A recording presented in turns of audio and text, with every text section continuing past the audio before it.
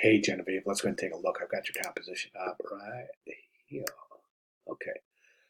All right, let's go ahead and take a look. Yes, you are correct. There are a lot of missing requirements here. Let me see what your types have met. I don't think I met every requirement for this. I did my best. Okay, it's cool. I mean, a lot of students have trouble with first iterations. And it's all a matter of following instructions. And I think that as you grow as a student designer, and especially as you transition into your professional career, it becomes much, much easier to determine the to really to interpret instructions correctly. Okay, so a lot of missing requirements here. Let's go ahead and take a look now. When I go through this requirement list, I've got just kind of like this little hit list that I'll use, but I just want you to know these are directly from this instructions page, week 4 assignment for part 1, and I'm going directly off the paragraph, the introductory paragraph, the instructions, the objectives, and the design requirements. So in case you need to review those, which I highly recommend that you do, that's where you'll find that information. Okay, let's go ahead and jump right over. Oh, another thing I want to mention before I get started is the announcements. There's 4 announcements for week 4. 1, 2, 3, 4. These are really important. There's some great tutorials in here, how to justify paragraphs, how to adjust your regs. This one, how to complete assignment 4. There's tips and tricks and some examples, and I show some examples from the class and dissect them and explain how and why they're excellent examples. Okay, and then of course the week 4 announcement has all sorts of, I guess what I'm trying to say is definitely get in here, make sure you review all of those announcements. Let's go ahead and take a look at the composition itself and compare it to the list of requirements. Object must be dominant. It's not. The object is not dominant. Right now, as a matter of fact, I don't know what the object is. Is it a sandwich? Is it a pan? And the reason I say that is because the pan is not the dominant object. Why? Because these are dominant objects. That blue circle and that yellow circle and that blue circle are dominant objects because they're the biggest and brightest things on the page. So right now, the frying pan is not the dominant object on the page. You want to make that dominant. You want to show an image of the object must be shown with somebody using it or interacting with it. We don't have that. There's no image of somebody interacting with the frying pan. A must show an image which is the result of using the object. That's a result of using the object. That's a fried breakfast, right? So yes, that's a result. Must show at least 2 components. We don't have any components. What are components of the frying pan?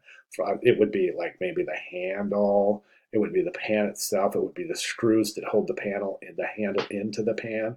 It would maybe be the plastic protective coating over the handle. You need to show 2 components of the object.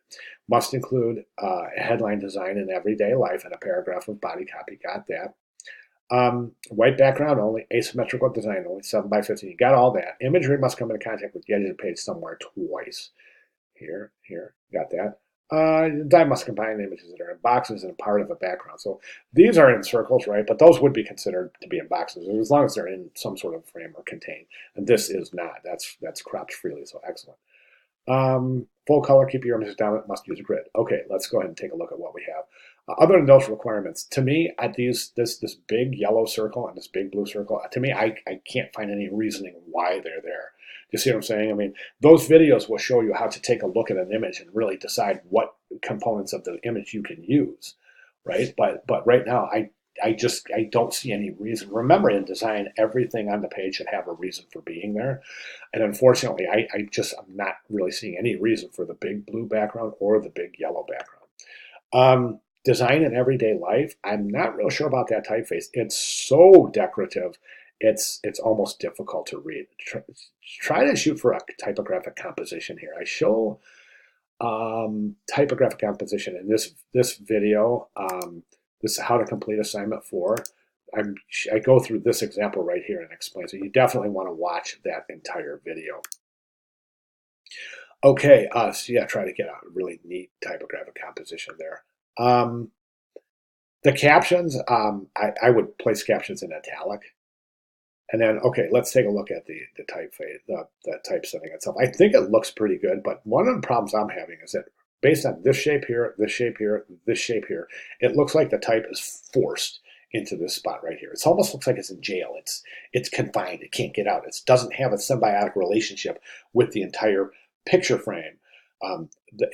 as much as it looks like it's being forced into this area, even forcing it in with a type a text wrap, which is done very well, but nonetheless, I'm not seeing the benefit of this big blue circle right here. Other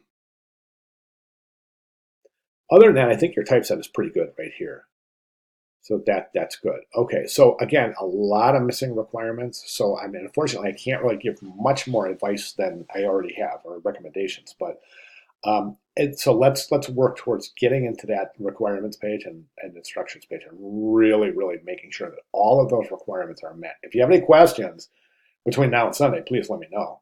I'll be glad to make any necessary clarifications. But yeah, I would say at this point there's a little bit of work in front of us here. So again, Genevieve, any questions at all, please let me know. Okay, thank you very much.